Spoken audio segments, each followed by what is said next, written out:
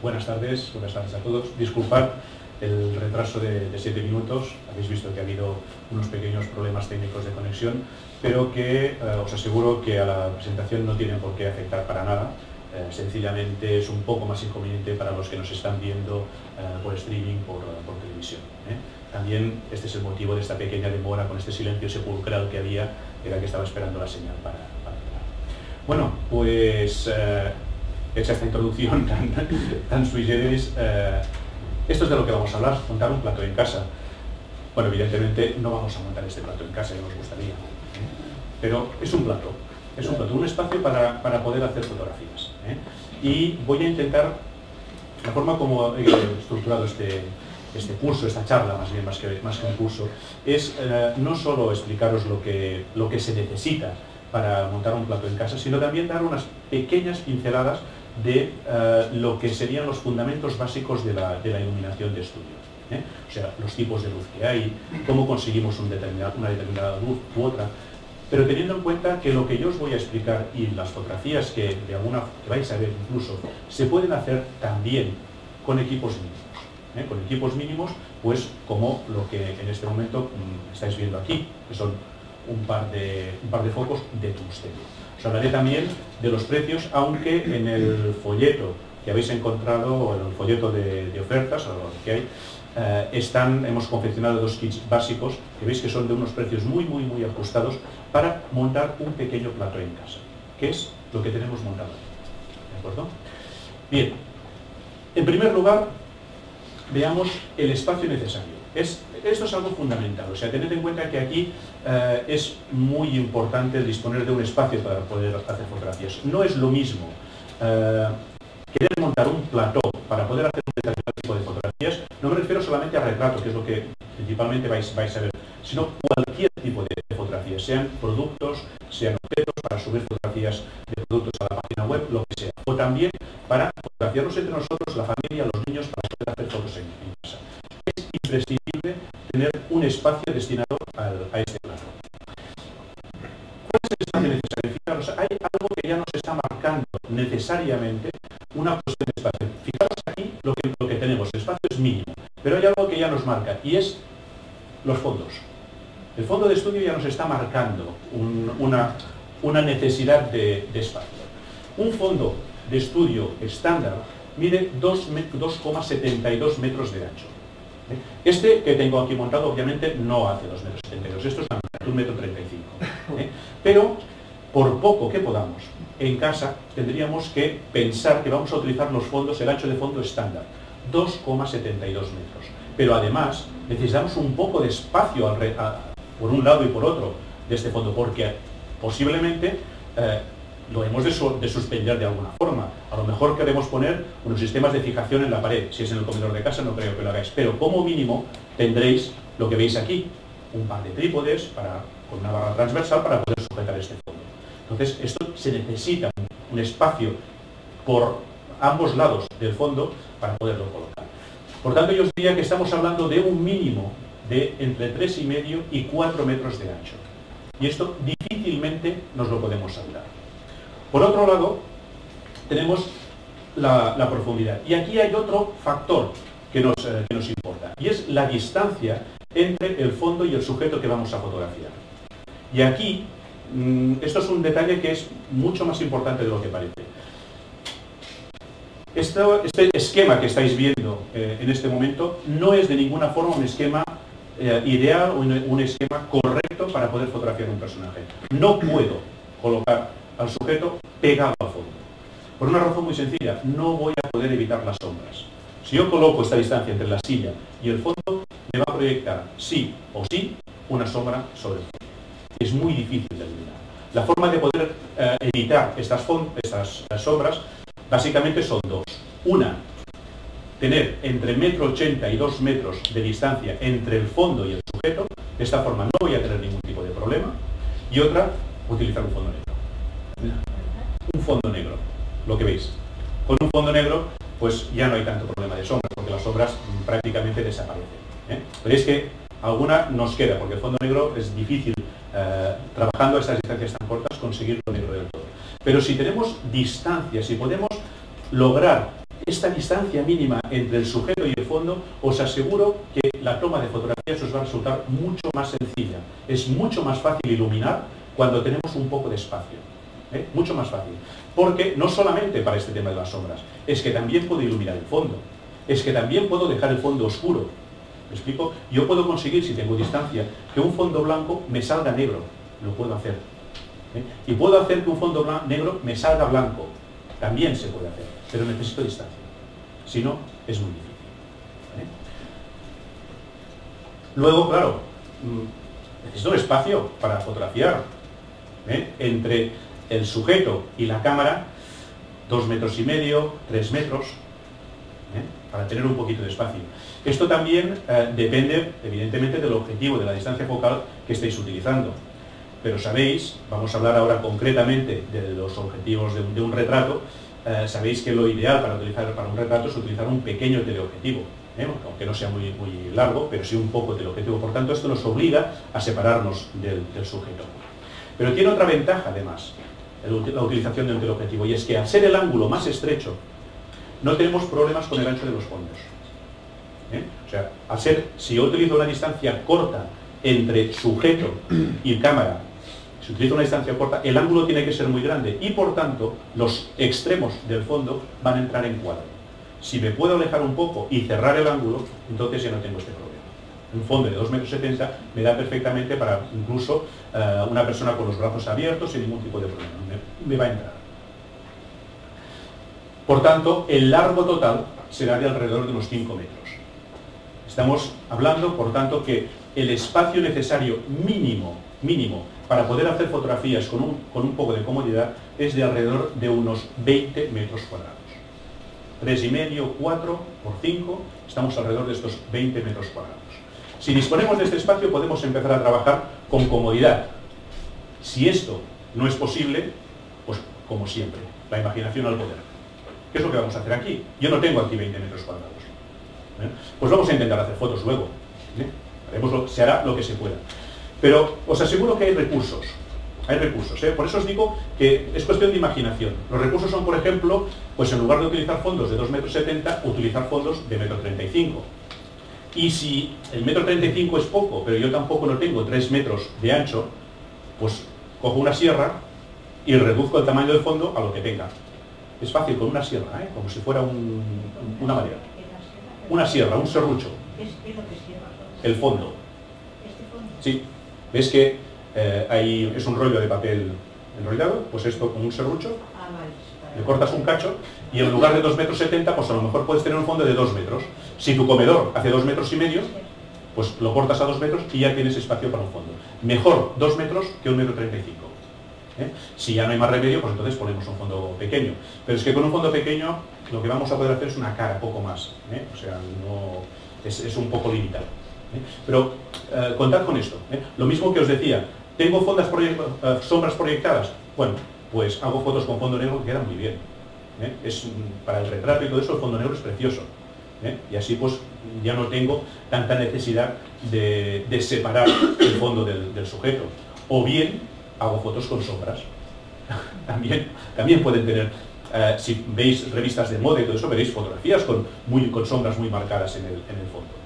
Entonces podéis decir que este es vuestro estilo, ¿no? Bueno, es el estilo, no tenemos más remedio, pero, en fin, que recursos los hay. Sobre todo cuando trabajamos con pocos medios. Si en casa pudiésemos montar, o no en casa, podemos disponer del platón, de la primera diapositiva, todo esto que os estoy explicando no tendría ningún sentido. Pero estamos hablando de montar un estudio, un plató con pocos medios. Bien, hechos estos prolegómenos del espacio necesario, ahora sí que os introduzco unas pinceladas de iluminación. Iluminación básica. Algunos de vosotros ya está trabajando en estudio, o ha trabajado con focos. Sí. Vale. Y lo que quieres es montarlo en casa, en este caso. Bien. Los demás veo que no, por lo que entiendo, no domináis demasiado lo que es la iluminación de estudio, ¿verdad? Bien. Pues entonces me permitiréis que de una forma bastante rápida, porque al fin y al cabo entre todos tenemos solamente 1 hora y media, os haga unos pequeños apuntes de tipos de luz, de calidades, etc. Tened en cuenta que este curso normalmente dura 6 horas. Lo voy a condensar un poco, ¿vale? Bien, en primer lugar, vemos dos tipos de luz muy básicas, y es una perogrullada. Hay la luz dura y la luz suave. Y todos sabéis lo que es una luz dura y una luz suave, ¿verdad? Pero por definirlo, la luz dura nos da unas sombras definidas y profundas, o sea, las sombras están muy marcadas y son muy intensas, muy profundas, muy oscuras, ¿vale? El contraste general de la fotografía es elevado, pero tiene ventajas, resalta mucho las texturas y los relieves. Son fotografías que tienen una cierta fuerza por este contraste que podemos obtener. Pero hay una cosa muy importante. ¿Qué es lo que hace que una fotografía, que una luz, perdón, que una iluminación sea dura o suave? Esto es fundamental. ¿Qué es lo que hace que una luz sea dura o suave? Venga, ¿quién se atreve? La cámara. No. Exactamente, porque además esto es lo que estoy diciendo. Esto es lo más importante. El tamaño de la fuente de luz. No la intensidad, porque la intensidad, una luz de una vela tiene muy poca intensidad. En cambio es una luz durísima, porque da unas sombras tremendas, profundas y muy marcadas. Si una fuente de luz es pequeña, las sombras que nos va a producir son muy marcadas, son muy definidas y son muy profundas, muy intensas. Es una luz dura. En cambio, una luz, ¿veis? Esto sería un ejemplo de luz dura. Una fuente de luz pequeña, fijaros en el ojo. Es un punto de luz muy pequeño y entonces las sombras son muy marcadas. Aparte de que esta parte es muy intensa, la densidad que tiene. Pero eso también lo veremos incluso con una luz envolvente, también tenemos esa densidad, principalmente porque esta fotografía está tomada en esta sala, pero al revés, y en este lado de aquí, habría unas cortinas negras. Estas cortinas negras lo que hacen es absorber luz y por tanto magnifica la intensidad, la profundidad de las sombras. Todo lo contrario que lo que vamos a hacer aquí, que la pared que hay del otro lado es blanco. Y veréis como con un equipo mucho más sencillo, la luz, aunque sea intensa, no es tan dura como esta. Pero fijaros lo que os decía, mucho contraste, brillos en la piel y mucha textura, ¿veis? Las finas arrugas de expresión que pueden haber se ven perfectamente con un punto de luz pequeño. Una cosa os tengo que decir, todas las fotografías que veis aquí, que están tomadas en las sesiones, en el curso de iluminación, son JPGs directos de cámara. No tienen el más mínimo retoque, en absoluto, ni siquiera una corrección de niveles, nada. Sí que os tengo que decir que la medición de luz está tomada con fotómetro y es al primer disparo. Cada una de estas fotografías es una fotografía que no tiene repetición, es ¡pam!, directa, tal como lo estáis viendo. No hay ni retoque, ni ajuste de niveles, ni nada de nada, tal como sale. Bien, una luz suave. La luz suave, pues sería lo contrario, ¿no? Sombras menos definidas. Esto es algo que quiero que quede muy claro. Fijaros. Volvemos a... Esta es la luz dura, Fijaros en la sombra del collar. O sea, los contornos de las sombras están perfectamente marcados. Esto es lo que caracteriza una luz dura de una luz suave. Lo digo porque a veces es difícil apreciar estos matices, porque cuando veremos la fotografía de la luz, con la que yo digo de luz suave, las sombras también salen sombras, también sale una parte de la cara oscura, porque no recibe luz. Pero el ambiente general cambia. Sombras menos definidas de contornos más difusos, las sombras son menos profundas, porque les llega algo más de luz envolvente, menor contraste, colores más suaves, principalmente. ¿Por qué razón? Porque la fuente de luz es más grande. Tened en cuenta que el tamaño siempre es relativo. El tamaño siempre es relativo. Una fuente de luz pequeña, por ejemplo, podría ser el sol. Las fotografías tomadas a pleno sol son muy duras, la luz tiene unas sombras muy marcadas. Pues el sol es muy grande, pero claro, relativamente es pequeño porque está muy lejos. En cambio, un día nublado, la fuente de luz es exactamente la misma. Es el sol, pero a través de una capa de nubes que por tanto nos está ampliando el tamaño de la fuente de iluminación. Por eso un día nublado prácticamente no existen sombras, porque la fuente de luz es todo el tiempo. Si nosotros cogemos una fuente de luz pequeña y la acercamos mucho al sujeto, veremos inmediatamente cómo los contornos de las sombras se difuminan. Podéis hacer la prueba. Podéis coger una bombilla, que es la fuente, una bombilla desnuda, que es la fuente de luz más pequeña posiblemente que podamos tener en casa, sin portalámparas y sin nada. Intentáis proyectar una sombra sobre la pared y vais acercando la bombilla al sujeto y veréis cómo la sombra se va abriendo, hasta incluso se está tocando, casi llega a desaparecer la sombra. Lógicamente el sujeto estará más iluminado porque está más cerca, pero cuanto más cerca esté la fuente de luz del sujeto, más grande es el tamaño relativo de la fuente de luz y por tanto más abiertas son las sombras. Por consecuencia, si nosotros tenemos una fuente de luz más grande, una ventana, un paraguas, y lo utilizamos lejos, tendremos sombras más profundas. Cuanto más lo acerquemos, más suaves serán las sombras. Más grande será la fuente de luz porque está más cerca del sujeto. Este sería el ejemplo. Está en la misma posición que anterior.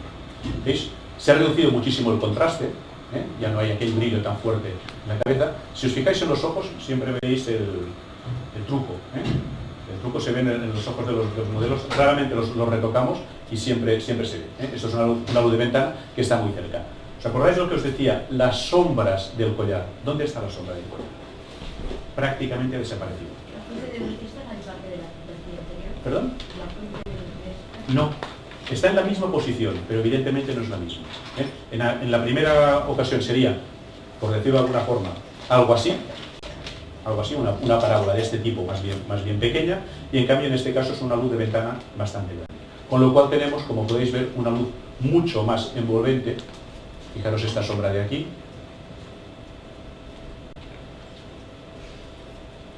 Hay diferencia, ¿verdad?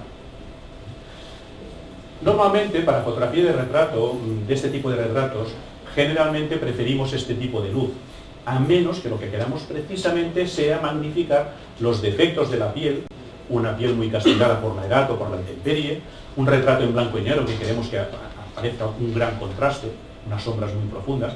O sea, sobre esto no hay normas escritas, o si las hay, lo divertido es saltárselas, como siempre. Bien, veamos otro factor fundamental, que sería la dirección del otro. Perdón, como siempre, podéis interrumpirme en cualquier momento para hacer cualquier tipo de pregunta. Yo voy avanzando y a lo mejor si voy avanzando tanto rápido se me queda corto el tiempo, porque además hablo rápido. O sea que cualquier duda, ¿tenéis alguna duda sobre las fuentes de luz, del tamaño? Yo una Dime. Si con un foco, el primer foco que has utilizado, o habéis utilizado para hacer el primer retrato, si lo hubieras acercado, ¿qué diferencias obtendríamos? Seguiría La siendo... primera y la tercera. Sí. ¿Qué se podría observar? Sí. A ver, seguirías teniendo una fuente de luz pequeña, aunque estuviera más cerca, evidentemente sería más grande que el principio, pero verías pues que las sombras están más difusas. El contorno de las sombras seguiría siendo intenso y tal, pero ya sería la sombra algo más. El contorno sobre todo lo verías más, un poco más difuso. Seguirías teniendo una... Exactamente. O sea, pero al estar más cerca, por muy cerca que lo pongas, esto siempre será pequeño. O sea, habría un ligero matiz de diferencia, pero seguiría siendo pequeño. Exactamente. Es muy distinto, aunque yo esto lo acerque, nunca conseguiré el efecto de una ventana de 1 metro de ancho, aunque esté puesta a 2 metros de distancia de los ojos. Bien, la dirección de la luz es importante por lo que voy a tratar seguidamente. Básicamente hablaríamos de luz frontal, lateral, cenital, contraluz. Bueno, cada una de estas me parece que por sí solas se definen, ¿no? Sí, unos pequeños apuntes. La luz frontal normalmente sería la luz que intentaremos evitar casi siempre. Es la luz que... Cuidado, os veo apuntar y a mí me parece, digo, no sé, tampoco no son verdades como puños lo que estoy diciendo. Yo os lo digo porque, claro, una luz frontal hay mucha gente que la utiliza, pues, por ejemplo, para rellenar una sombra excesivamente profunda. O hay fotógrafos, hoy en día, en fotografía de moda, que utilizan la luz frontal como única fuente de luz porque tiene una tendencia clarísima a aplanar todo el sujeto. O sea, es una luz que no modela, no resalta volúmenes, no nos da esta impresión. Por el contrario, es una luz que aplana muchísimo. Es la típica luz del flash colocado encima de la cámara. Esta luz que habitualmente no nos gusta, porque no es una luz natural. Una cosa muy importante en la dirección de la luz es que para que una iluminación sea creíble, la dirección de la luz tiene que coincidir de alguna forma con lo que nosotros estamos acostumbrados a ver. Entonces, una luz frontal no la solemos ver nunca. Nunca tenemos el sujeto iluminado desde la altura de nuestros ojos. Nunca lo tenemos. Solamente sería en el caso de que estemos fotografiando a la salida o a la puesta del sol y tengamos el sol justo detrás, a la altura de nuestra cabeza. Entonces, sería la única situación en la naturaleza en que tendríamos una luz frontal. Y os aseguro que en este tipo de iluminación no os gustará el resultado. Aunque sea en la calle. No os gustará. Es muy plana. No es una luz bonita. Pero bueno, ahí está, la luz frontal. En cambio, la luz lateral, esta ya es mucho más agradable por la sencilla razón de que estamos muy acostumbrados a verla. Y además nos gusta cuando la vemos. Es la típica luz de una persona sentada frente a una ventana. La luz que viene lateralmente nos está explicando muchas cosas, nos está dando sensaciones. Esta luz suele ser muy agradable. Además es una luz que modela, que nos da, que nos refleja volúmenes, que nos resalta texturas. Es una luz que tiene sombras bastante marcadas entre las partes más iluminadas y las partes más oscuras. Veremos una gran diferencia y por tanto nos está explicando más detalles de lo que nosotros estamos fotografiando. Insisto en que lo que os estoy explicando, y yo hablo sobre todo del retrato, es exactamente lo mismo para fotografiar una caja de zapatos. Una caja de zapatos fotografiada con una luz frontal es la que obtendríamos fotografiando esta caja de zapatos con nuestra cámara compacta y disparando el flash. Y esto es una fotografía infumable. No sirve para nada. Mientras que esta misma caja de zapatos colocamos al flash lateralmente y ya tiene otro aspecto, que nos va a gustar muchísimo más. Pero la luz cenital es la luz que más estamos acostumbrados a ver. Es la luz que viene de arriba y que por tanto, tanto en casa como en la calle, es la luz más habitual. Es la luz con la que yo os estoy viendo ahora a vosotros en este momento o vosotros me estáis viendo a mí. La luz que viene de arriba. Por tanto, esta luz normalmente es la que con más frecuencia utilizaremos como fuente de luz. Una luz que puede ser, o sea, que viene básicamente de arriba, pero claro, todas las intermedias, muy importante. La otra es el contraluz, la luz que viene de arriba. Pero no nos quedamos con una luz que venga de arriba, de al lado o de frente. Yo puedo tener una luz que me viene de arriba y un poco de lado. O de frente, pero un poco lateral. Todas estas posiciones intermedias son las que nos ayudarán a dibujar la fotografía que nosotros queremos. Y que la única forma, podemos tener unos esquemas básicos colocados en mente, pero la experimentación es lo que nos va a decir qué es lo que más conviene. Pero recordad que esta experimentación va muy bien que os hagáis vosotros primero una previsualización de cómo os gustaría esta fotografía. Yo siempre digo, cuando hay que iluminar o cuando hay que hacer cualquier foto, lo primero que tenéis que tener en cuenta es qué es lo que queréis fotografiar. ¿Qué es lo que queréis obtener? Visualizad primero esta fotografía y luego os va a ser muy fácil. Un ejercicio que siempre recomiendo es que copiéis fotos. Copiéis una fotografía. ¿Veis una fotografía que os gusta y la voy a fusilar? ¿Qué ventaja tiene esto? Que ya tenéis la previsualización hecha. Y copiar es muy fácil. Lo difícil es crear de nuevo. Pero si ya os habéis acostumbrado a que viendo una cosa podéis acercaros mucho a este resultado, luego, si tenéis una foto en mente, aunque no la tengáis delante, sabréis qué camino tenéis que tomar para iluminarla. Esto es importante. No coloquéis las luces al buen tuntún, sino seguid un poco este tipo de criterio. Perdona un momento. Sí. La luz lateral, aproximadamente, ¿a cuántos grados tendría que estar de la cámara? Lo que quieras. O sea, yo te estoy diciendo solamente que es una luz lateral, pero que hay muchas posiciones intermedias. ¿Vale? O sea, yo puedo tener la luz aquí y entonces que voy a tener mitad de la cara, mitad del cuerpo iluminado y la otra mitad a oscuras. Es una fotografía que se hace a veces, pero no será la más bonita. Pero si tú empiezas a mover esta luz en todo este ángulo, cuando sea frontal tampoco no te va a gustar. Pero todo este abanico lo tienes para escoger. cada uno de los puntos, cada uno de los ángulos te va a dar una expresión distinta. Igualmente, una vez has hecho esto, luego haz esto. Súbela o bájala. A ver cómo te gusta más. Si es en esta dirección, a esta altura, estás imitando una ventana. Pero a medida que tú vas subiendo, entonces ya estás imitando más la naturaleza. Por tanto, no te puedo decir, sé que hay manuales que te dicen, tiene que estar a 45 grados y tal. Bueno, pero es para conseguir exactamente un tipo de fotografía. Pero tú quieres hacer esta. Si quieres hacer esta, sí. Pero a lo mejor lo que tienes en mente es otra. Hay que probarlo. Hay que probarlo. Bien, ahora vamos a ver, que bien de tiempo vamos a ver lo que es trabajar con varios puntos de luz. ¿Vale? Entonces, antes que nada, introducimos un concepto, que es este concepto de luz principal. Por este concepto de luz principal venía todo el discurso que os acabo de hacer en cuanto a la dirección de la luz. ¿Vale? Lo más importante para mí, en el momento de iluminar, es determinar cuál, cómo y de qué manera y en qué dirección está la luz principal. Toda fotografía tiene que tener una luz principal, una dirección de luz. Porque esta dirección de luz, esta luz principal, es la que nos va a marcar todo el discurso que luego nos va a dar esta fotografía. Cuando digo discurso, es porque, en mi opinión, una fotografía hay que poder leerla. Una fotografía nos tiene que explicar una historia. Una historia, a veces es tan sencilla como estoy sentado aquí y estáis haciendo una foto. Esta podría ser la historia. Pero hay más. Estoy sentado delante de la ventana, estoy leyendo un libro y la luz me viene detrás. Esto es lo que nosotros queremos transmitir con una fotografía. Estoy fotografiando una caja de zapatos. ¿Dónde está esta caja de zapatos? ¿Está dentro de un armario? ¿Está en la calle? ¿Dónde está esta caja de zapatos? Porque a lo mejor nosotros solamente vemos la caja de zapatos, pero tenemos que transmitir al espectador algún tipo de sensación.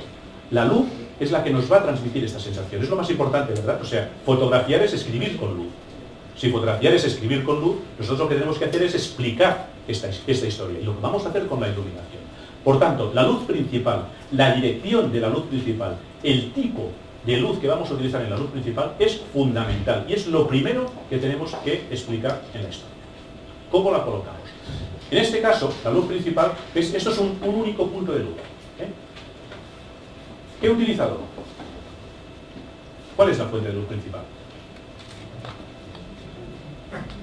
La ventana. La ventana, efectivamente, si os fijáis, incluso de lejos se ve un cuadradito en el ojo, y además, fijaros cómo el degradado de la sombra es más suave. Fijaros en la sombra que le produce la nariz. Es difusa, más abierta. Tampoco no hay mucho con el encuadre para comparar, pero es bastante evidente que es una luz envolvente. Pero un único punto de luz. Con un único punto de luz ya puedo iluminar un retrato. No está mal. O sea, como un retrato con un solo punto de luz, pues me podría ser. Y aquí lo que he marcado es esta luz principal. En todas las fotografías que vais a ver a continuación, he mantenido exactamente la misma posición de esta luz. Veréis que el retrato es el mismo, tiene la misma luz, pero voy añadiendo cosas. Hago muy sencillo, sigo utilizando una sola luz. Lo que he hecho es ponerle, os recuerdo lo que os he dicho antes, está tomado justo al revés de esta sala, y entonces en este lado derecho, aquí, hay unas cortinas negras que colocamos para cerrar un poquito este espacio. Estas cortinas negras me absorben mucho la luz, y por esto estas sombras son tan profundas. ¿Vale? ¿Qué es lo que hago aquí? Pues ponerle sencillamente un reflector blanco para que me apoye esta parte. Creo que he puesto blanco, y mirándomelo bien, me parece que no es blanco. Debía ser plateado. Pero bueno, en definitiva, lo que nos interesa es que es una sola fuente de luz con un reflector. Un accesorio extremadamente barato que todos tendríais que tener, incluso para fotografiar una caja de zapatos. O sea, porque con una sola fuente de luz, un solo punto de luz, más un reflector, podemos hacer muchas cosas, como por ejemplo un retrato bastante agradable, con solamente una luz de ventana, una luz principal, y un apoyo que nos ha rellenado las sombras, nos ha dado muchísima más suavidad a este rostro. Si me despisto mucho, avisas. Bien, doy un paso atrás, sustituyo el reflector por un segundo punto de luz, que es lo que le llamamos la luz de relleno o la luz de apoyo. Veis que es sensiblemente distinto, ¿eh? O sea, no voy a decir si es mejor o peor, pero es distinto. Se ve perfectamente que ahora aquí tengo luz. Fijaos, aquí no. Aquí sí. Aquí ahora tengo un punto de luz que está entrando por aquí, y me está dando este brillo en este lado. ¿Vale? Ahora ya tengo dos fuentes de luz, cada una cumple su función, pero la luz principal es la misma, tiene la misma dirección. La fotometría, la medición de luz, es la misma, porque yo he medido para esta primera luz y lo otro que le voy poniendo está siempre en función de esta primera luz. Por tanto, no hay cambios en la medición de luz. No estoy añadiendo más intensidad de luz. La luz principal me marca lo que yo quiero hacer, y me marca este diafragma y esta velocidad. Esta fotometría me la marca la luz principal. Las otras están a remolque. ¿Vale? Lo que sí que tengo que vigilar es qué proporción voy a dar a una u a otra. Y aquí también, un poco redundando la pregunta que me habías hecho, los manuales dicen, muy bien, los manuales digan lo que digan, vosotros probad, experimentad y decidid qué es lo que más os gusta. Porque los manuales os dirán seguramente que tenéis que darle un diafragma y medio de subexposición a la luz de apoyo respecto a la luz principal. Pero hay veces que esto es demasiado y hay veces que esto es demasiado poco. Y dependerá de lo que queráis obtener. A lo mejor os interesa solamente que limpie un poquito las sombras y otras veces os interesa que la fotografía quede más plana, más igualada. Y por tanto, a lo mejor no tiene que haber una diferencia de un diafragma. A lo mejor con medio diafragma ya es suficiente. Pero yo os agradecería que os miréis las fotografías que os gustan, sobre todo las fotografías que están hechas en estudio, y veréis que siempre hay una dirección de la luz. Es muy raro ver una fotografía que está iluminada exactamente igual por todas partes, porque esto es una luz que nos va a desconcertar. No es una buena luz. Lo típico, muchas veces me piden, es que quiero una iluminación sin sombras. Una iluminación sin sombras es una fotografía sin historia. No tiene nada. Tienen que haber sombras, a lo mejor muy sutiles, pero una caja de zapatos tiene que tener un lado más iluminado que el otro. Un poquito más oscuro nos está dando volumen. Si los 4 lados o los 3 lados que nosotros estamos viendo en una caja de zapatos tienen la misma luz, no estoy viendo una caja de zapatos, estoy viendo una cosa mucho más plana. ¿Me seguís? Contraluz. Aquí ya hemos puesto 3, o sea, ya no estamos trabajando con este esquema. Pongo un punto de luz por encima para iluminar un poquito el cabello. ¿Qué es lo que estoy obteniendo con eso? En el caso de un retrato estoy obteniendo pues que el cabello de Valentina gana en volumen, gana en todo. Pero también una cosa muy importante, fijaros la diferencia entre estas dos fotografías. ¿Sí? Estas y esta otra. Si os fijáis, tiene más volumen la fotografía. Tiene tendencia a separar del fondo. Le llaman también luz de realce. O sea, es luz contra luz de pelo, luz de realce. ¿Por qué? Porque tiene tendencia a separar, a dar más volumen al sujeto en general, separándolo del fondo. Para la fotografía también de objetos es muy habitual colocar una luz de contraluz que nos va a perfilar un poquito todo el contorno de lo que nosotros estemos fotografiando, dando esta sensación de profundidad que muchas veces las fotografías excesivamente iluminadas, excesivamente equilibradas no tienen. Una luz de contraluz es muy agradable, también en la naturaleza. También en la naturaleza. Si vosotros salís a hacer fotografías al campo y os lleváis un reflector, intentad colocar al modelo para hacer retratos, por ejemplo, con una luz ligeramente de contraluz, recordad que todos los puntos intermedios son válidos. No necesariamente el contraluz tiene que estar justo detrás del sujeto. Puede estar aquí. Esto también sigue siendo un contraluz. Una luz ligeramente de contraluz con un reflector blanco frontal nos va a dar un efecto muy bonito. Para fotografiar un objeto, una luz grande, una ventana grande, colocada cenital, pero ligeramente en contraluz y apoyada frontalmente, es un recurso que se suele utilizar muchísimo para la fotografía pues de objetos tridimensionales, cestas de Navidad, por ejemplo. Por arriba, ligeramente a contraluz y apoyado frontalmente con uno o dos paneles blancos o plata. Tiene una dirección de la luz muy marcada y el otro lo estamos apoyando. Por último, el fondo. En este caso, os tengo que advertir que esta es una fotografía, es un ejercicio. Esto es un ejercicio, una demostración hecha un poco para charlas de este tipo. O sea, partimos de una iluminación principal y vamos añadiendo puntos, cada uno de los cuales tiene su función específica y marcada. Lo digo porque esta fotografía, vista así, con un fondo blanco, para mí pierde. Esta fotografía, la misma fotografía, en clase lo que hago es hacerla inmediatamente igual, seguidamente con un fondo negro. Y la fotografía es muchísimo mejor. Pero es muy importante algo que en casa, en un estudio casero, es difícil de hacer, que es iluminar correctamente un fondo. Digo que es difícil porque lo primero que necesitamos para poder iluminar correctamente el fondo es el espacio que os comentaba al principio.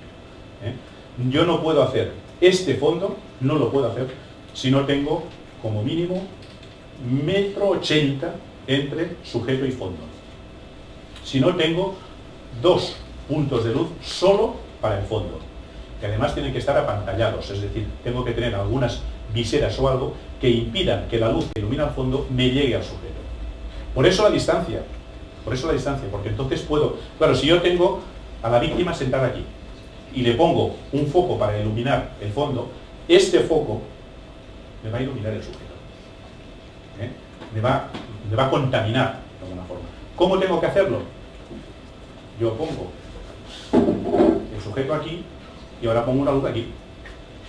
Ya está, ya no me llega la luz. Si además a esta luz de aquí le pongo unas viseras o unas pantallas, algo para que la termine de tapar justo, que lo cierre para que no entre en cámara, esto se hace, los estudios grandes, el primero que habéis visto, pues tienen unos grandes paneles de Polexpan pintados de negro, y entonces cuando tienen, el asistente va entrando el panel y cuando aparece en el cuadro dice, vale, 5 centímetros más para afuera, justo.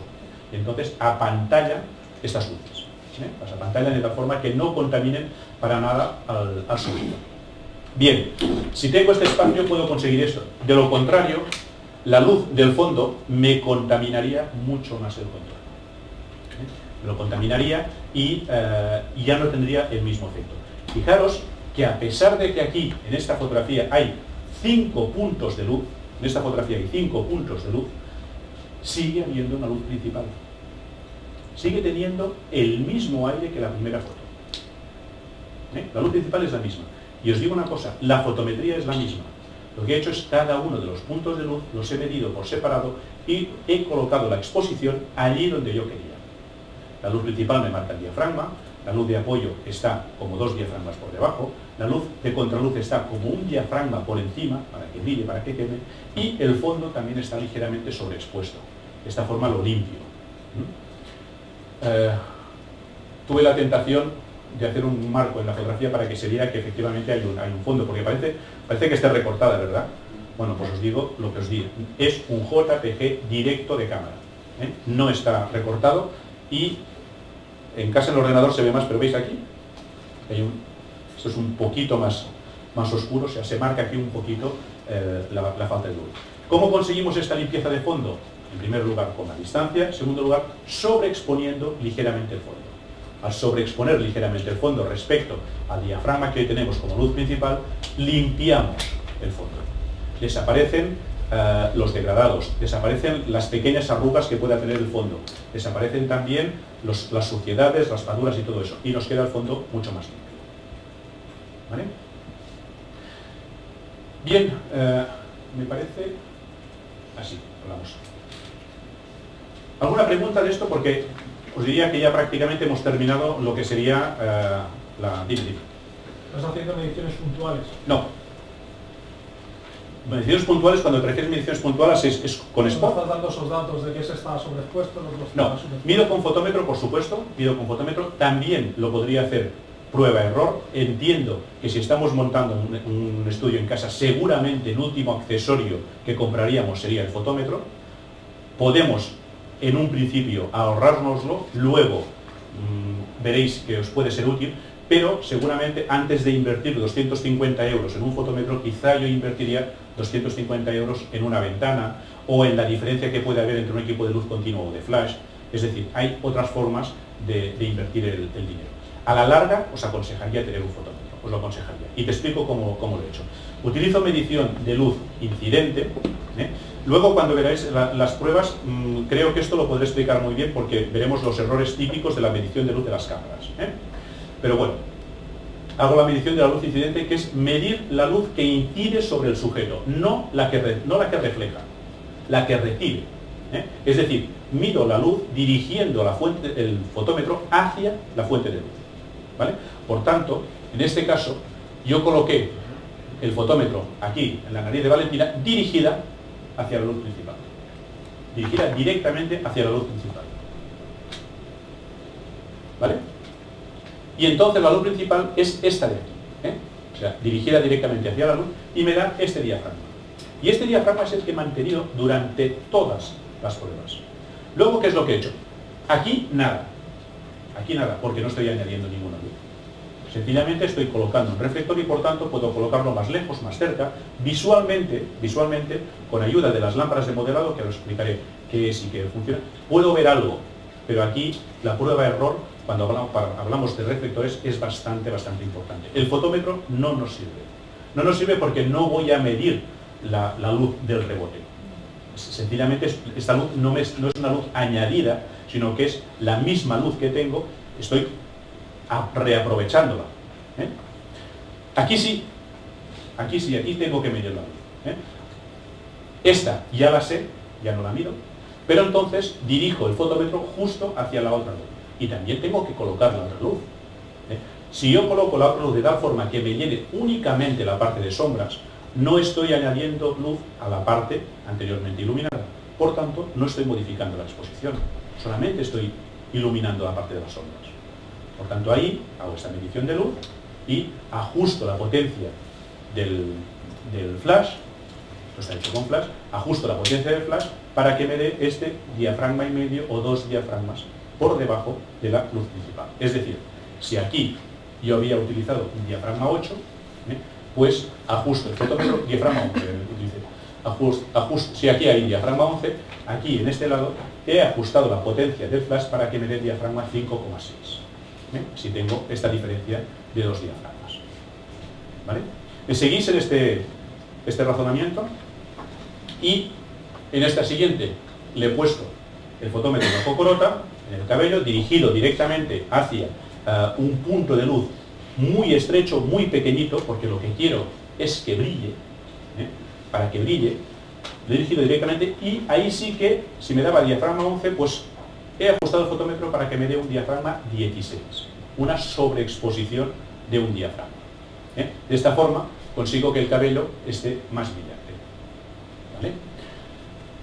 Esta colocación es bastante importante si queréis o no queréis que este contraluz afecte a algo más que el cabello. Aquí ya depende. Hay mucha gente, hay muchos fotógrafos que les gusta mucho también perfilar los hombros, pero a nivel de ejercicio de iluminación, lo que yo pretendía aquí hacer es precisamente lo contrario, que solamente me afectase el cabello. Y por eso utilicé un punto de luz más, un cono, y dirigiéndolo con mucho cuidado. Insisto, estos son ejercicios. Dime. ¿En la luz de pollo también utilizas algún cono o algún delimitador de la luz? Es lo que te estoy explicando. Utilizo un cono. ¿Tanto arriba como el apoyo? No, disculpa, perdona, te he entendido mal. La luz de apoyo no es otra ventana. Puede ser una segunda ventana, puede ser un paraguas.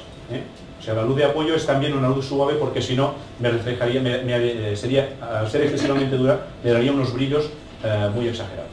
O sea, esta luz aquí también hay una ventana. Pero está muy delimitada, ¿no? La luz ahí se ve muy como está iluminando muy poca parte. No es que esté iluminando muy poca parte, es que está mucho más baja que la luz principal. Sí, pero la mejilla por debajo de la oreja se ve más iluminada, por ejemplo, el pelo, la oreja en sí. Claro, porque esto de aquí te está dando la sombra al cabello. Esta sombra que estás viendo aquí, esta sombra es la sombra del cabello. O sea, realmente está un poco lateral. Prácticamente diríamos que está como enfrentada a la luz principal. Y la sombra esta que estás viendo es la sombra propia del cabello. Es una parte más oscura. ¿Y para que no entre en el objetivo la luz esta? Buena pregunta. Yo utilizo siempre parasol, incluso en este tipo de fotografías. Hay que vigilarlo. Hay que vigilarlo. Si la pones un poquito alejada no te tiene por qué entrar. Si es una luz de contraluz, entonces utilizaríamos accesorios como son, por ejemplo, los nidos de abeja, que te dirigen bastante la luz. Cuando estás utilizándola como luz de apoyo, vigila que no sea tan frontal como para que te pueda entrar en el objetivo. De todas formas, incluso con este tipo de iluminaciones, utilizar si es posible parasol siempre, en estudio también. ¿Pero parasol del objetivo? Claro, parasol del objetivo, sí. Es muy importante. Muy importante porque si no te puedes encontrar con esto, con que una ventana o un paraguas te dé un poco de halo porque te incide sobre el objetivo. Es posible. Cuando quieres limitar mucho, ahora en las ventanas hay también nidos de abeja, rejillas, más que nidos de abeja le llaman, rejillas para ventana. Pero sinceramente creo que esto supera ya un poco lo que sería un montaje de un estudio casero. Bien, os decía, la luz de pelo está hecha con un cono y midiendo un diafragma por encima, y aquí pues hay dos flashes dirigidos directamente contra el fondo con viseras para evitar que entre luz, aquí sí, en la cámara y que me contamine, que me llegue a perfilar el sujeto, y midiendo directamente sobre el fondo y intentando colocarlos para que esté lo más repartido posible. Entonces yo lo que hago, sobre todo, es delimitar la parte del fondo que me entra en cuadro, y medir aquí, medir aquí, medir aquí, medir aquí, medir aquí, medir aquí, medir aquí, mirar en el centro, y cuando lo tengo, que haya una diferencia como mucho de 2/3 de diafragma, esto a mí no me importa, sobreexpongo un pelín y ya está. Un pelín quiere decir medio diafragma. Con medio diafragma por encima ya tengo un fondo blanco limpio. ¿Vale? Si entiendo que para los que no habéis utilizado nunca focos y todo eso, puede ser un poco lioso, pero aquí sí, un poco más o menos. Bueno, si estáis viendo las imágenes y repasáis un poco los apuntes que habéis podido tomar, o bien repasáis la grabación, que la podéis encontrar en el canal nuestro de Casanova, yo creo que es bastante claro el modus operandi. Disculpa, por el fondo negro, sí. no iluminaría nada. No lo iluminas. Pero es muy interesante trabajar con fondo negro y iluminarlo. Se puede iluminar un fondo negro también. Es lo que os decía al principio. Yo puedo convertir un fondo negro en fondo blanco. Trabajando con fondo negro puedo hacer una foto con fondo blanco. Y trabajando con fondo blanco puedo convertir el fondo en negro. Si tengo distancia, explico esto último. Un fondo blanco que salga negro en la fotografía. ¿Cómo lo haría? ¿Cómo se hace? ¿Alejándolo? Perdón, si lo pongo delante, segura me va a llegar luz al fondo. Bueno, es muy fácil. Tened en cuenta que la luz disminuye la inversa del cuadrado de la distancia. Eso significa que con muy poca separación la caída de la luz es enorme, es muy grande. Por tanto, si yo tengo distancia entre el sujeto iluminado y el fondo e ilumino solamente el sujeto, llega muy poca luz al fondo.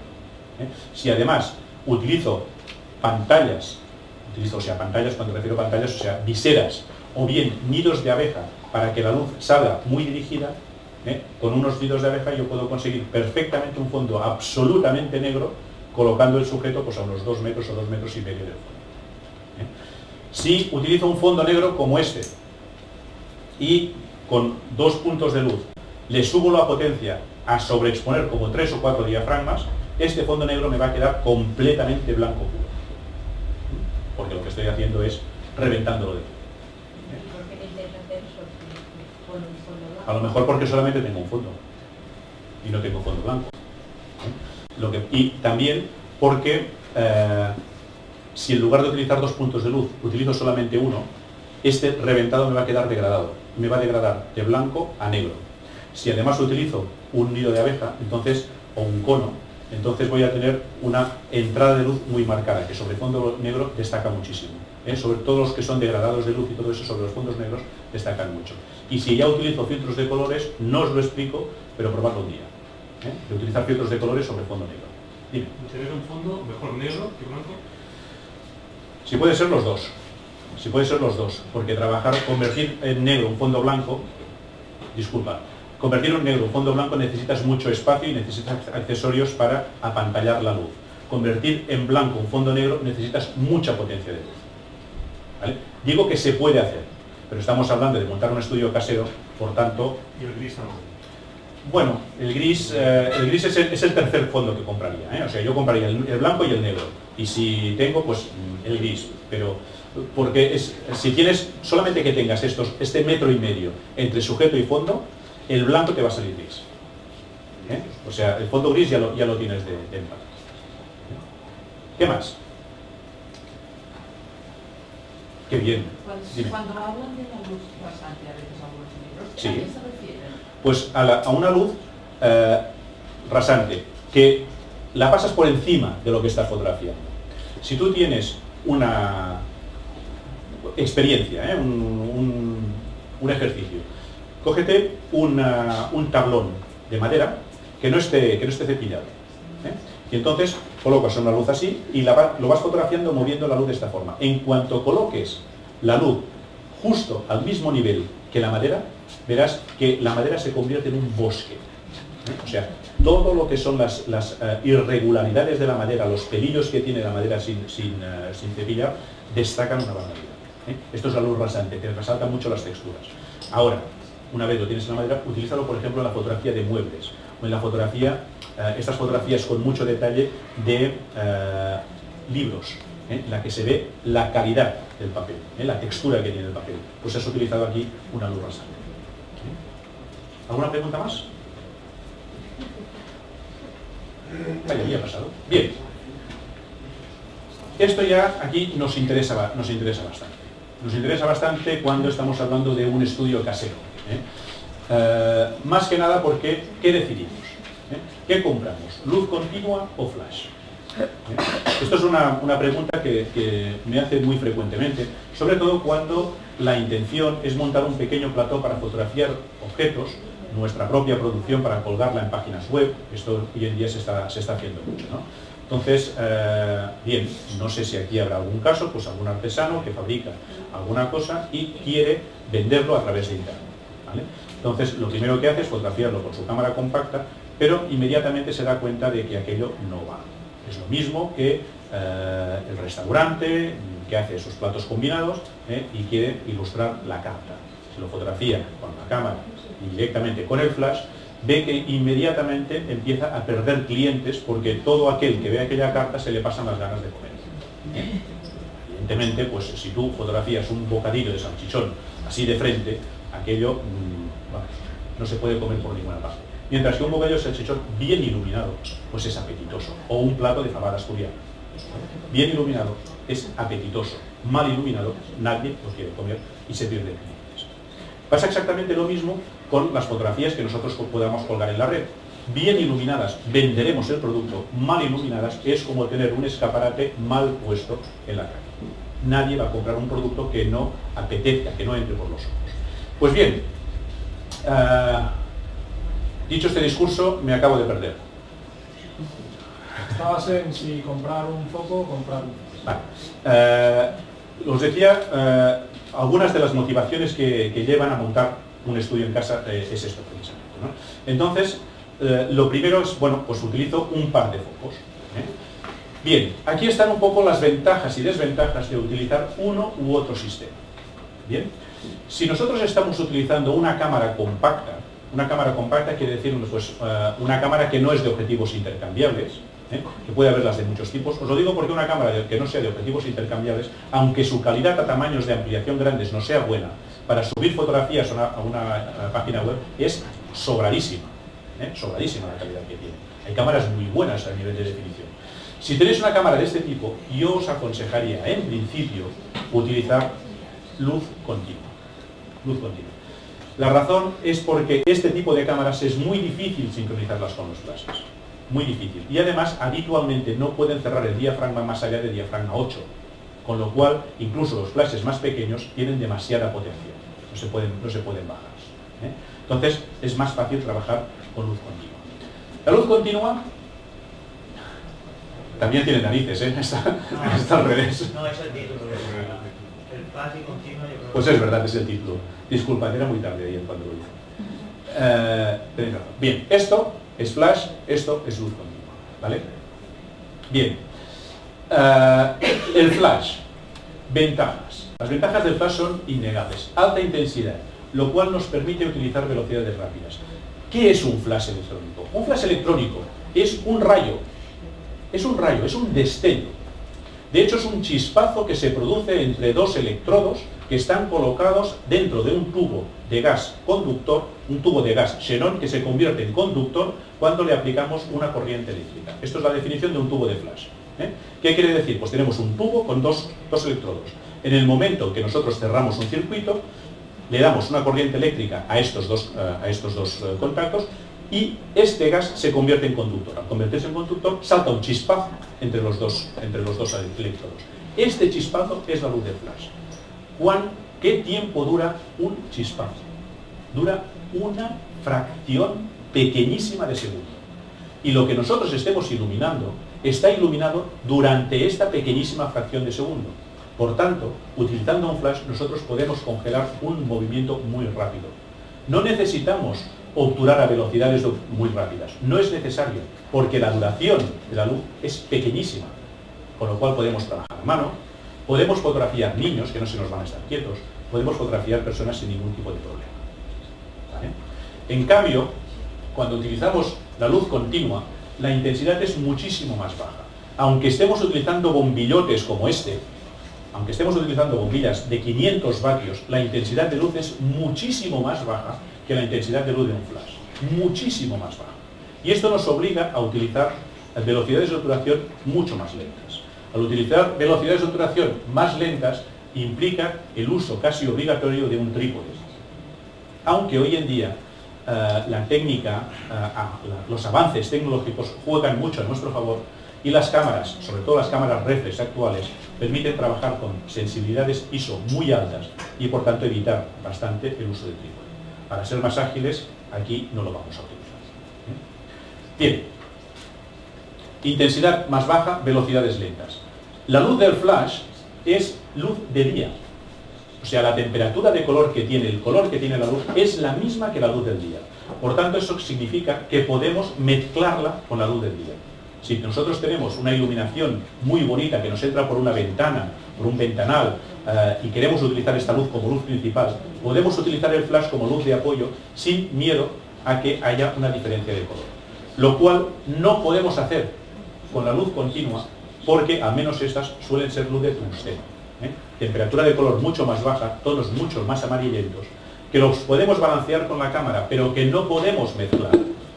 Yo no puedo apoyar la entrada de luz de día con luz de tungsteno porque voy a tener una diferencia de temperaturas de color que va a ser un desastre. Evidentemente, si disparamos en blanco y negro, no he dicho nada. En blanco y negro no hay temperaturas de color. ¿Vale?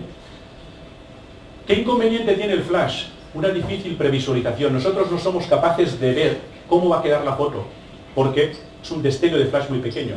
Para esto, los flashes electrónicos de estudio llevan lámparas, lo que le llaman lámparas de modelado, una luz continua que nos permite ver más o menos por dónde van a ir los tiros, pero que no es la luz que va a iluminar, solamente es una orientación de por dónde va a ir la luz. Lo que pasa es que esta luz normalmente está muy influenciada, pues está influenciada mucho por la luz ambiente.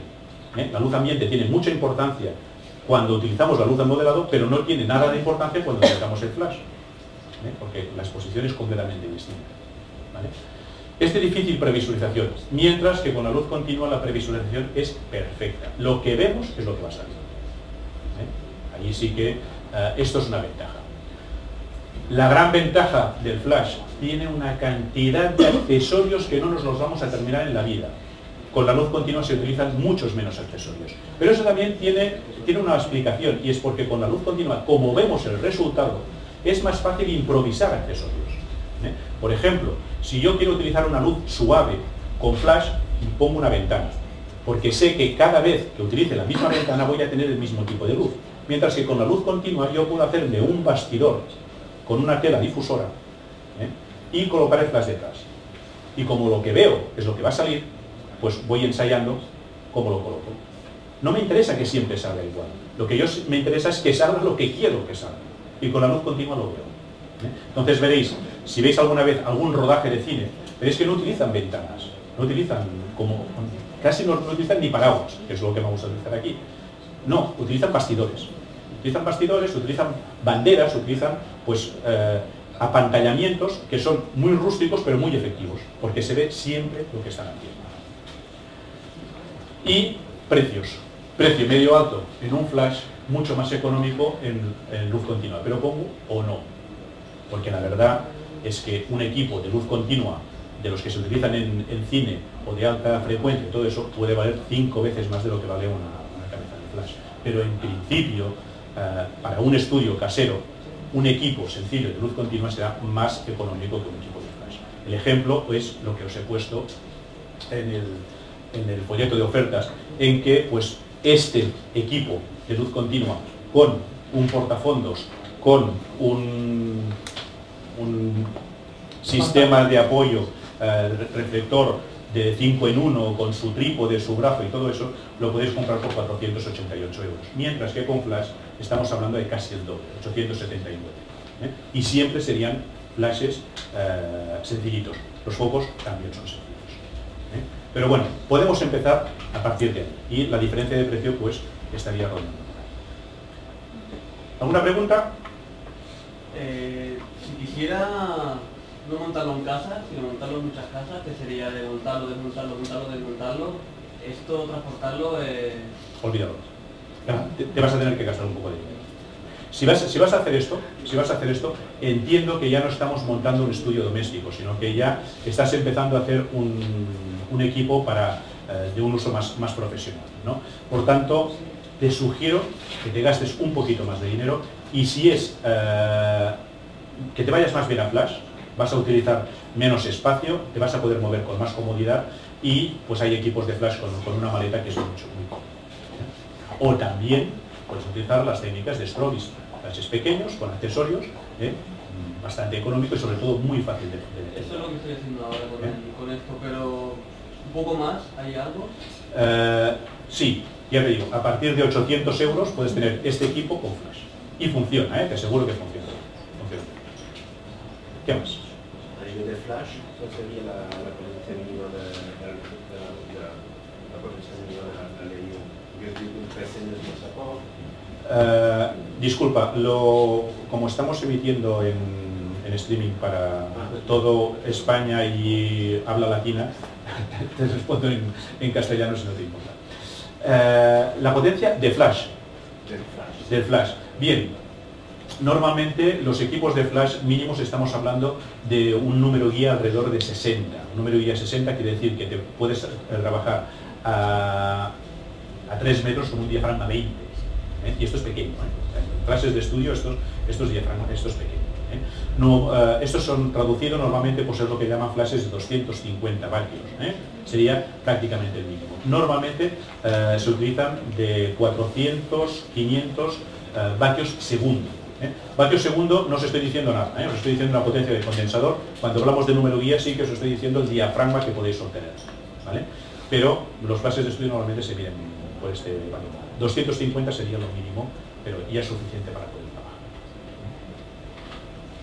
¿Qué más? Vamos a hacer alguna foto, nos quedan 20 minutos e intentamos hacer una foto aquí. Dime.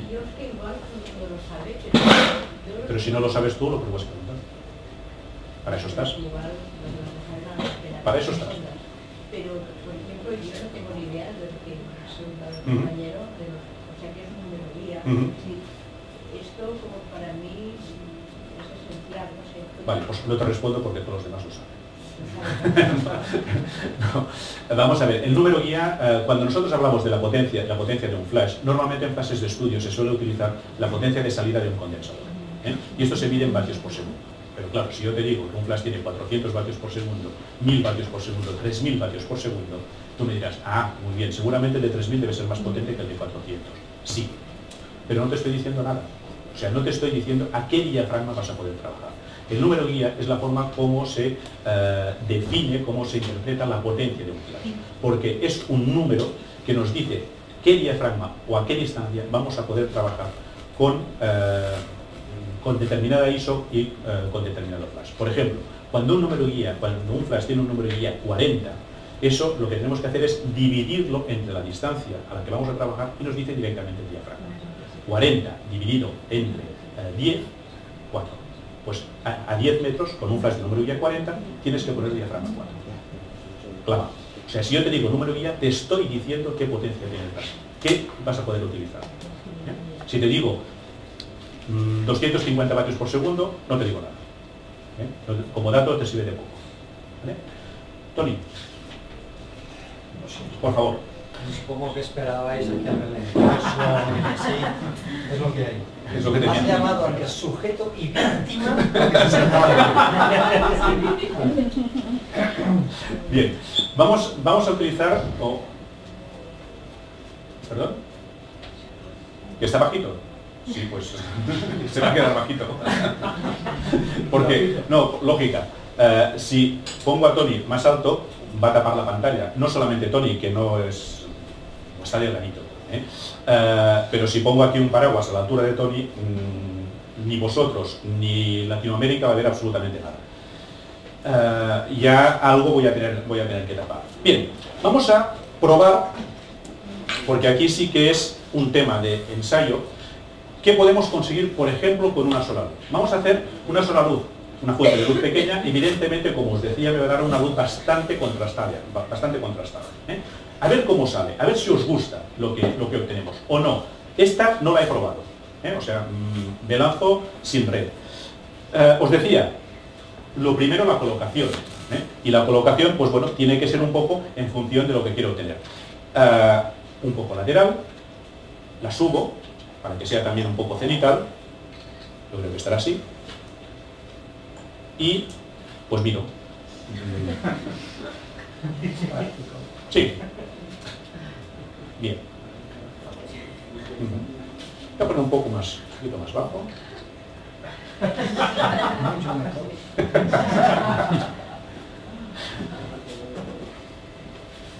Bueno, hay una parte, os decía, la pared blanca me está actuando como reflector. Por tanto, las sombras que yo mismo las estoy viendo desde aquí no son unas sombras profundas.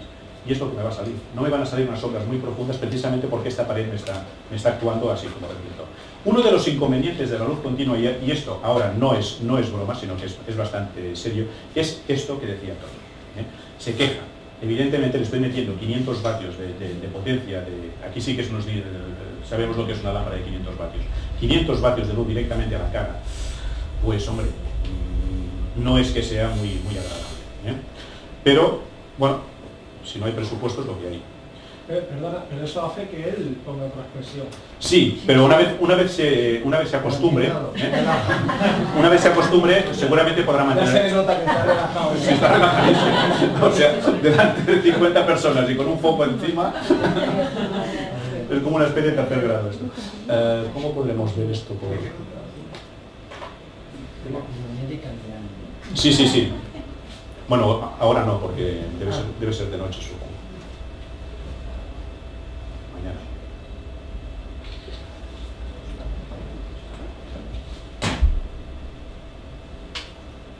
Bueno, pues vamos a probar. De entrada, mira, voy a probar una cosa que... A ver si la enseña. Sí, perfecto. Va. Lo que voy a hacer es un error. O sea, estoy seguro de que no me va a quedar bien. Y voy a utilizar la medición de la cámara, la medición matricial de la cámara, y la voy a utilizar tal cual. Pero tengo un fondo negro, y él lleva un chaleco negro.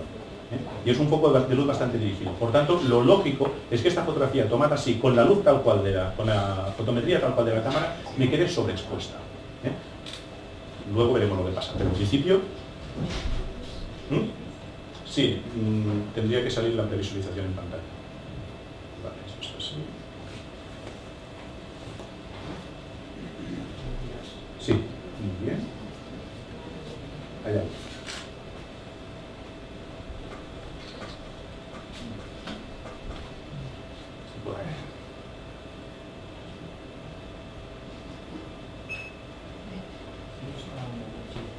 No está el giro.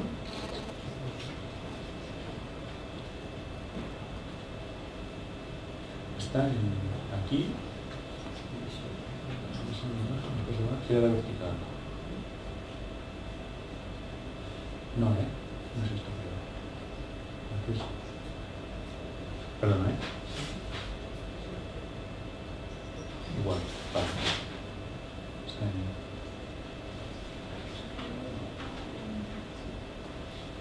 No está en este grupo.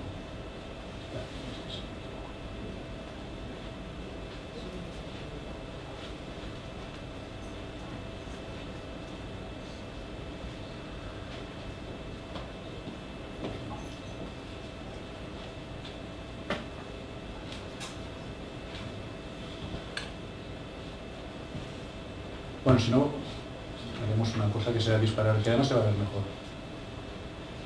Tranquilo. No, disparo en horizontal y así más.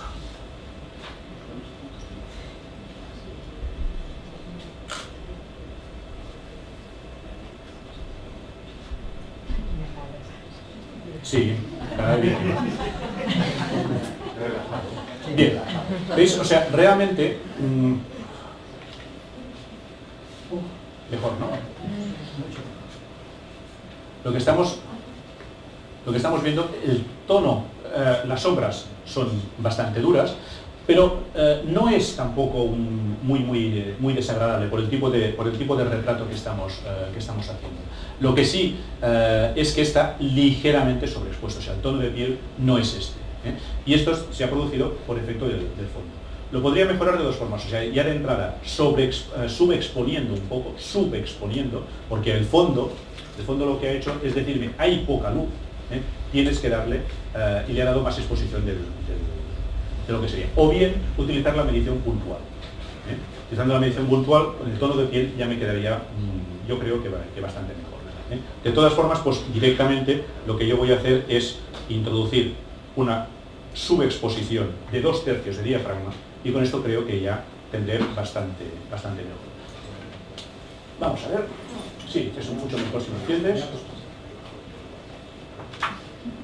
Por favor, un poquito más para eso. Sí, así no hay que mover las sillas, porque es que si no me sale el fondo en el cuadro. Bien, perfecto.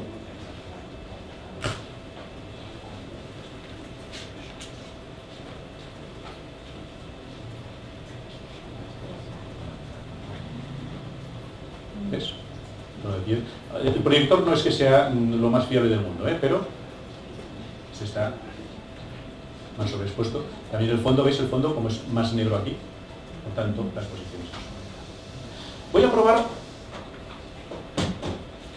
Sigo con un único punto de luz duro, pero voy a ver. Y aquí lo que hago es verlo directamente. Ya veo que ya me está levantando bastante esta sombra. ¿Cómo harías eso con un flash? Utilizando la lámpara de modelado. Y si es un flash de reportaje de Strobis, probando. Prueba-error. No hay otra forma. Lo único que normalmente con la práctica aprendes dónde hay que colocarlo. Pero primero vas a tener que probar solamente. Bien.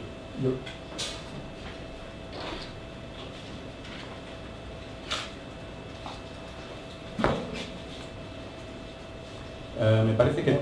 No, y además creo que te has... Disculpa, que te has movido un poco porque... Casi. Pues, sí, algo se nota, pero muy poquito. Vamos, espera. Mirándolo desde el punto de vista... A ver, me va a salir el cuadro.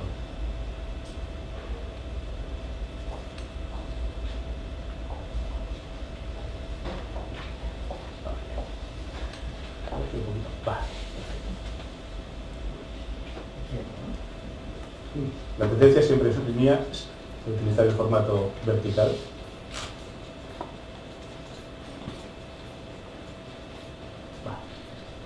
Bien.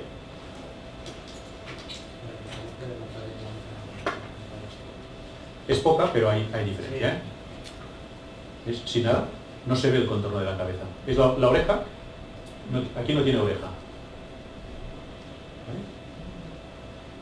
también estáis viendo una proyección con mucha luz ambiente, ¿eh? La luz ambiente es... perdón, que estáis viendo la proyección con luz ambiente y la luz me quita calidad a la pantalla.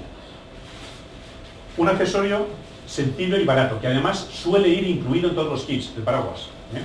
Pero cuando si tenéis flashes de equipos de flashes de reportaje pequeños,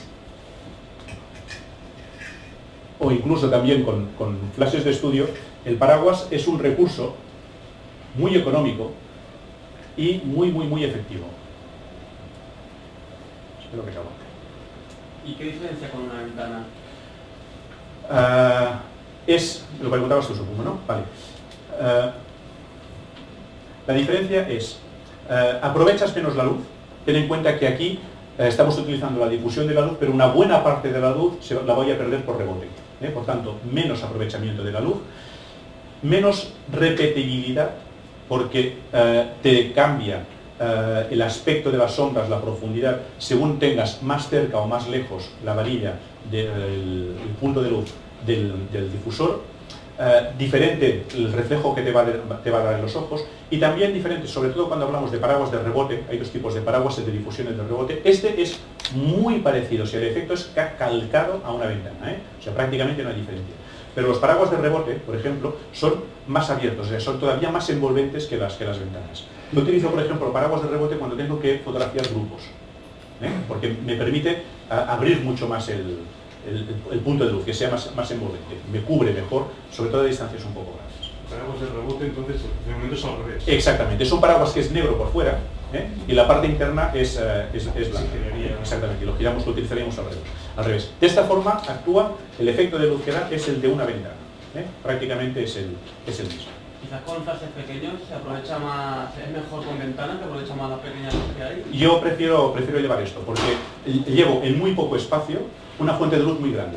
O sea, esto tendría que ser lo mismo que una ventana de 80 por 80. Con flashes pequeños una ventana de 80 es como muy grande. En cambio aquí la vas a aprovechar mucho. Y además esto es comodísimo de llevar, ¿eh? Aparte de económico, porque 20-25 euros puede valer un paraguas de difusión. Cuando llegas a un sitio, lo montas en 2 segundos. Una ventana es más laborioso, ¿eh? ¿Cuál es, en tu opinión, la lista imprescindible de accesorios? Lo que llevan los kits, pero de todas formas, sí, serían... Ahora os lo enseñaré, ¿eh? Sí, vamos a hacer solamente esta foto, a ver cómo nos queda. Sí, perfecto.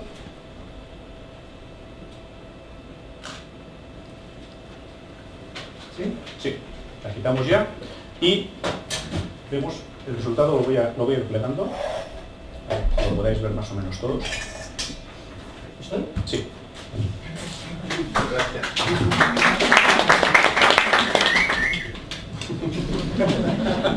¿Quién ha sido? Bien. Luz más dura, fijaros la sombra de las gafas.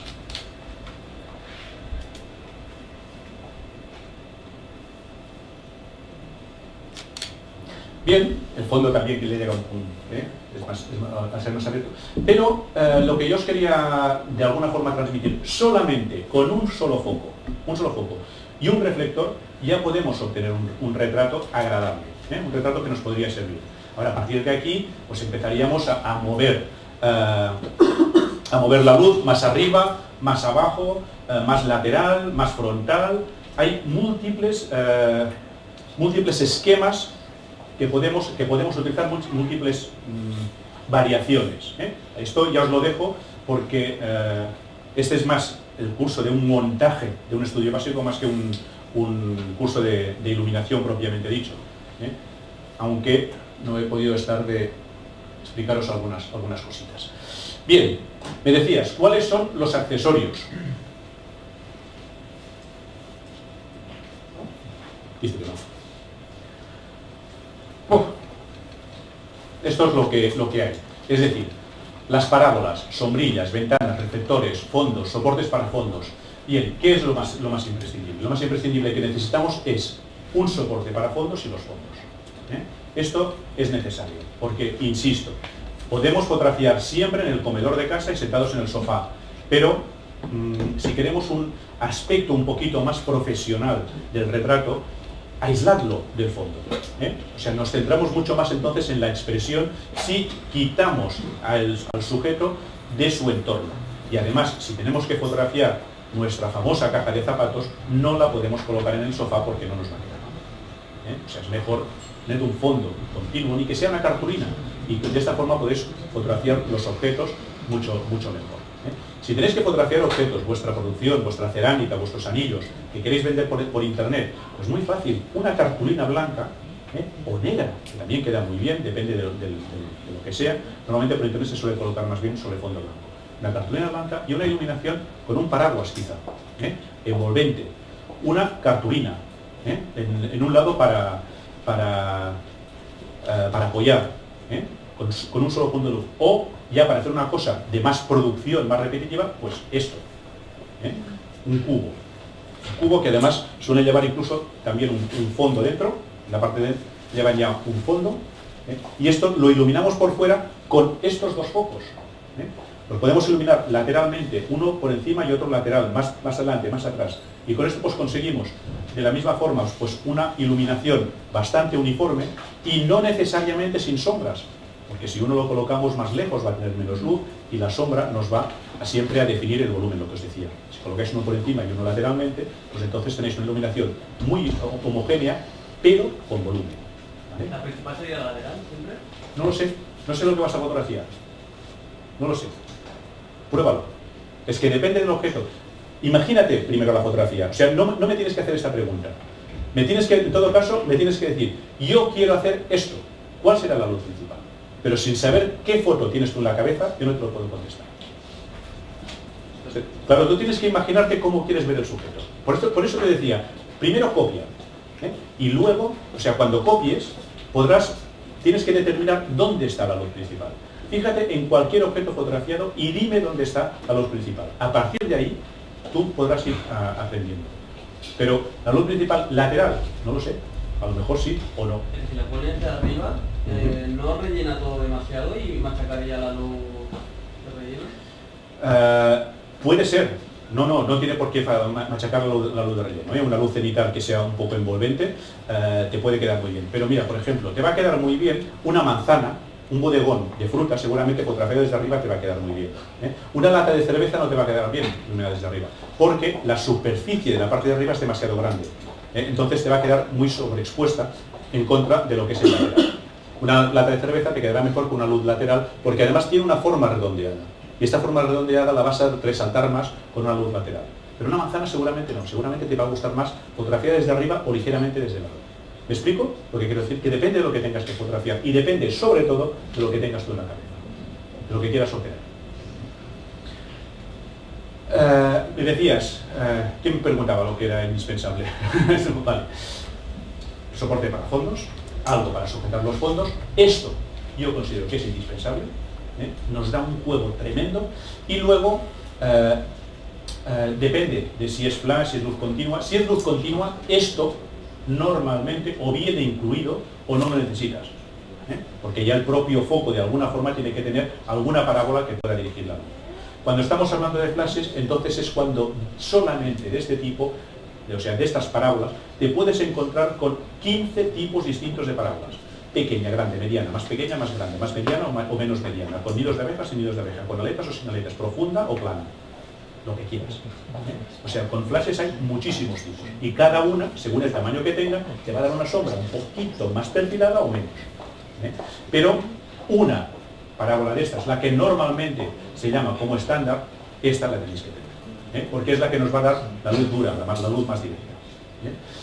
Las ventanas son un accesorio más caro, muy interesante, creo más para la fotografía de objetos que para la fotografía de retratos, aunque muy bien para la fotografía de retratos, pero para la fotografía de objetos mejor la ventana, creo yo, que el paraguas, pero es aquel que aquí ya hay que hacer una inversión un poquito más grande.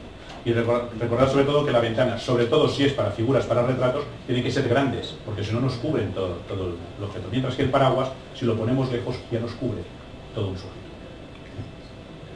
¿Podrías explicar la utilidad de los colores, el plata, el oro? Sí, esto es un rebote. La luz rebotada siempre depende de la superficie sobre la que rebotes. Si es una superficie blanca, pues lo que te está haciendo es apoyando la luz principal. Sencillamente, si la pones plateada vas a tener un contraste mucho menor porque rebota mucha más luz que la blanca.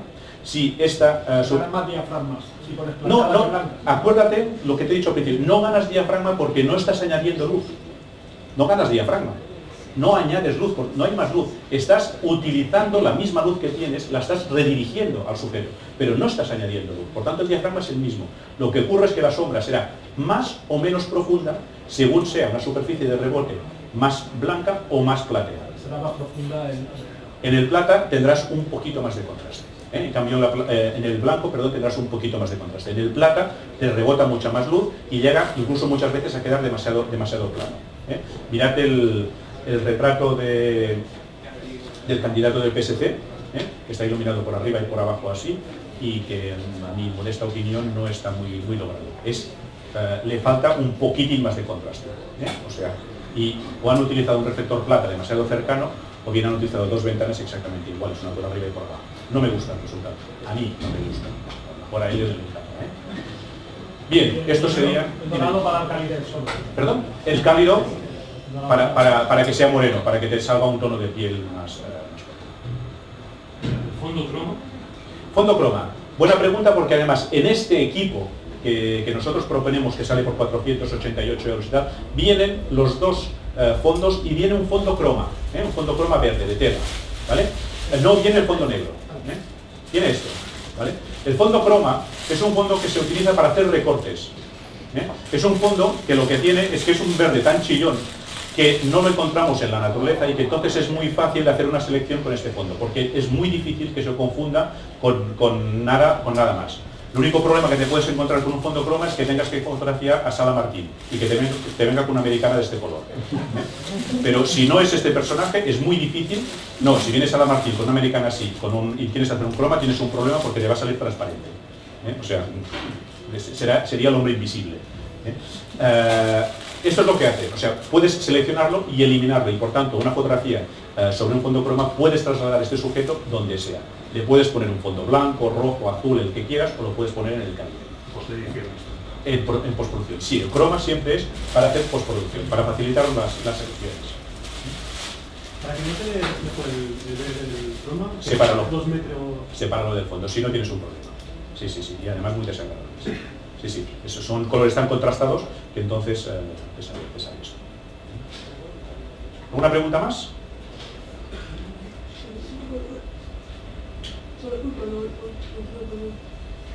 Que venga en el equipo solamente viene un fondo croma.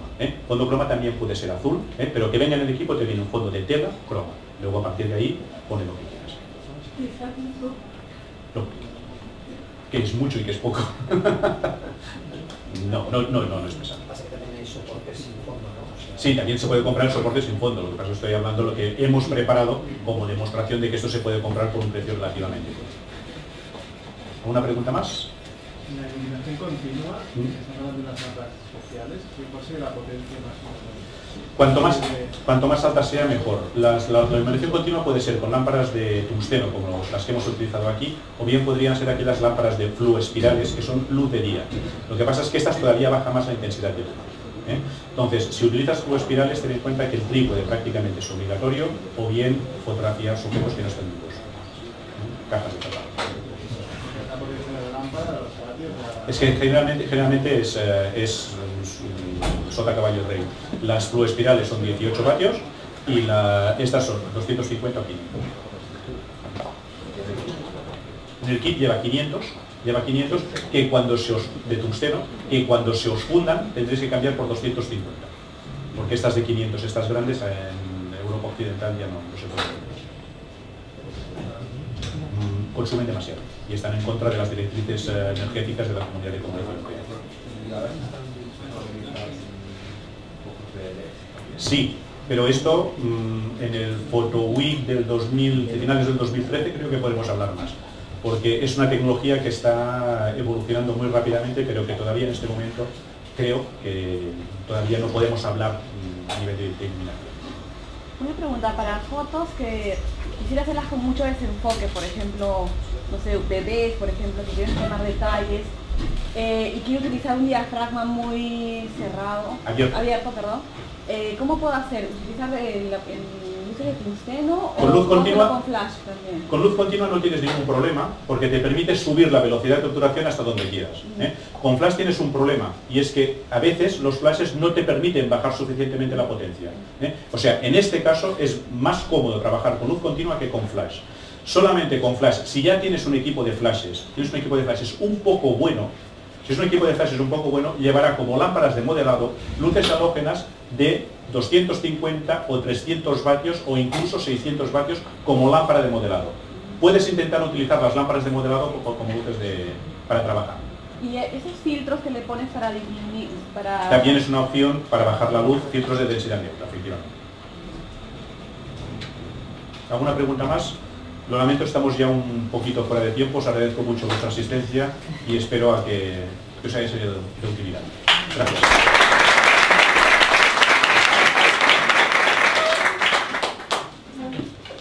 Gracias.